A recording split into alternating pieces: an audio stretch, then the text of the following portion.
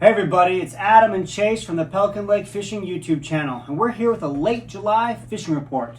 Well, Chase, it's July. The weather's been pretty hot. The water's is staying pretty hot, and the fishing bite is awesome. It's awesome. I was gonna say it's hot as well, but we'll go with awesome. Okay. So, best bite right now, Chase. What species is fishing best right now? Bass. Bass. Bass fishing is really good. Okay. Largemouth especially, but quite a few smallmouth being caught. This week on the dock, Chase, we had a kid catch his very first bass ever. So this is Jose. Check out this smallmouth. How'd you like to have this fish, 19 inches long, as your very first bass you ever caught? He was just fishing off the dock, so that's kind of a fun one for him. He caught a few bluegills. Suddenly, bam, wham, bam, slam, he gets a big old smallmouth. So when we put out there, our catch smallmouth, but largemouth, really, the bite's good. So Chase, do you know what lures they're throwing for? Whopper plopper or any topwater? Okay, Chase is totally correct on this. The topwater bite is off the charts good right now. The whopper plopper, of course, is doing the best. But any of them, the spook's good. Quite a few of them are doing really good. What about non-topwater? Do you know what's best? Senkos. Night crawlers, leeches. Okay, live bait on a bobber is very effective. Yes, that is going well. I was going to say a swim jig. Swim jigs are really good, any kind of structured jig.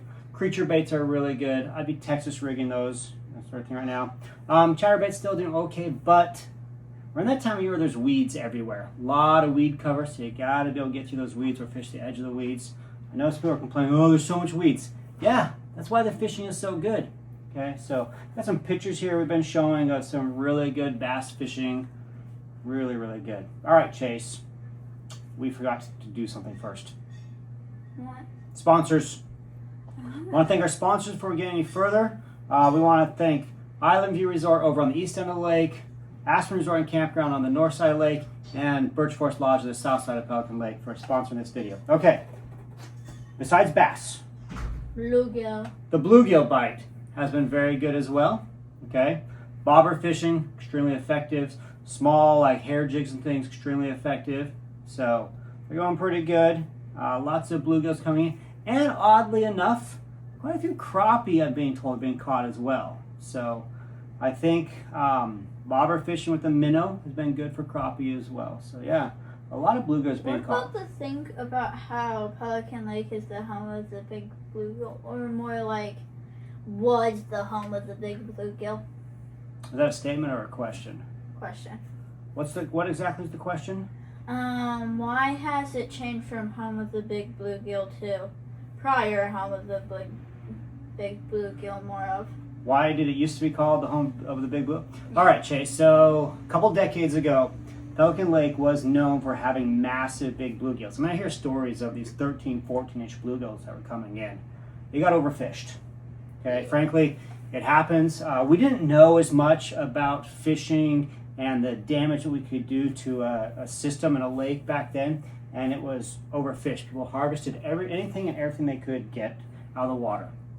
So it's been overfished, yeah. So we used to be known as the home of the giant bluegill. Now we're known more for bass fishing, but there is still some pretty good bluegill fishing out there. And there's a way for us to hopefully, maybe see better bluegill fishing again in the future. The way that is, Chase, is to harvest sustainably. Do you know what that means?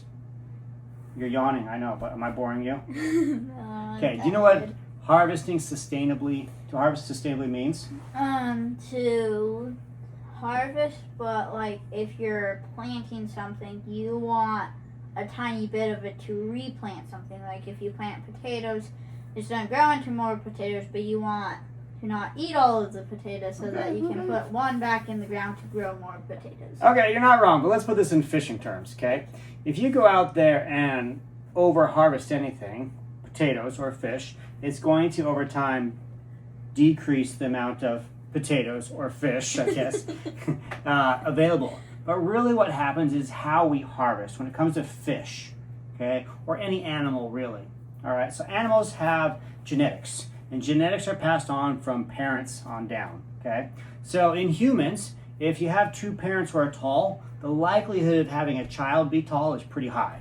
If you have short parents, the likelihood of having short children is also high. Okay, it's genetics; they're passed on. Fish are the same way. Sometimes they get taller or shorter. Well, there's some variation, but it often follows the genetic pattern. Okay, so with fish, if you have fish that are bigger, they're going to have bigger offspring. When you harvest and cull out the larger species of the larger, fish in that species, you're leaving the small fish left to breed. And that's what happened here on Pelican, Chase. The fishing was really, really good and everyone liked it. And they didn't want to fillet smaller fish because you get bigger fillets off of a bigger fish. They over-harvested the big ones. And I still see this today sometimes. Every once in a while, we see someone bring in a monster bluegill. It's like 12 inches long, 11, 12 inches. Like, oh, I got this huge bluegill. We're like, oh, great, it's a wonderful picture. Now put it back in the water. Okay? And the usual response is, I'm not putting it back. Look at the size of the fillet I'll get. And they go and they harvest it. Now, it's not against the law. But it's not what's good for the lake, Chase. We got to put the bigger fish back. Same thing with walleyes, actually. So I'm always a big proponent of putting your big walleyes back. Any walleye over, 22, 23 inches should be released. Really, I won't eat a walleye over 20 inches long. A walleye over 25 has got to go back in the water. Okay? You think about these people, Chase, and they get so excited when they catch a big fish. Like, look how big this thing is. Now I'm going to kill it. Okay? Now I'm going to kill it. I took the genetics out. And then later, like, oh, I'm only catching smaller fish. Remember the excitement that you feel when you catch the big fish? Put it back in the water, because big fish are going to breed, and they're going to have bigger fish as offspring. Okay, your breed size. A great example of how well this works is your bass fishing here on Pelican Lake. Okay, we've had the slot here on Pelican Lake for over 25 years. Your bigger breeder bass are all protected. They're staying in the water. Those genetics are staying here. We're getting bigger bass. Our lake has a higher than average percentage of bass by weight and size than the state average here in Minnesota. The DNR keeps coming and being like, man, your bass are bigger than average. We're protecting our breeders. Yes, we have great large amounts of crayfish. We have the perfect weed structure. All that's playing together. We could do it with bluegills too if we stopped harvesting the bigger ones. So you get a big crappie. Is there a slot limit on bluegills? There's not a slot limit on bluegills, okay?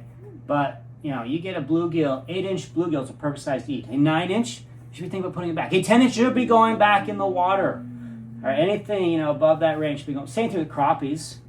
I personally eat crappies 10 to 12 inches long. Above 12 inches, I don't eat them. Okay, 13, 14-inch crappie, I catch them. All right, but I put them back in the water because I want those breeders out there. So, great question. That was a lot to go over right there.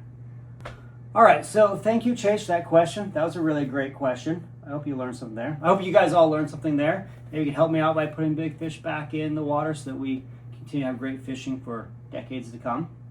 This really does it for all lakes if you want big fish, right? Well, all lakes, but I live here and I worry about this lake, so. But yes, I practice those same fishing ethics wherever I go. Speaking of going, we're gonna not have a fishing report for a couple of weeks because I'm off to the Arctic tomorrow. I'm driving down to the cities tonight to catch a flight, and I'm flying to the Northwest Territory, and then even further up north to fish the Arctic for Arctic char this next week. I put in for a spot to do this 3 years ago, and I finally got picked to go. I'm really excited about this trip and be up there fishing for Arctic char during their spawn when they change color and everything. So if you want to follow me on that, you can follow us on Facebook for Crazy Good Fishing or our YouTube channel. Our main one is Crazy Good Fishing Adventures. And we have all these trips that we do and these fun, crazy fishing experiences that we go on. So this next one will be the Arctic, and I'll be working on that video and getting it out so you can see what we did there. Otherwise, we'll see you in a couple of weeks with another fishing report. Again, we want to thank these wonderful sponsors who help us out with these reports.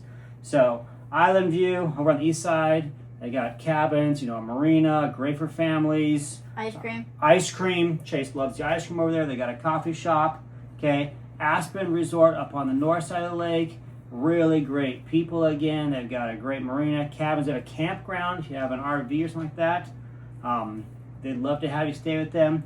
Birch Forest Lodge on the South Shore. Again, cabins and a marina, a great place. I did hear that Birch Forest Lodge just put in a full-size pickleball court with fenced-in pickleball court this summer. I heard some pretty good things about that.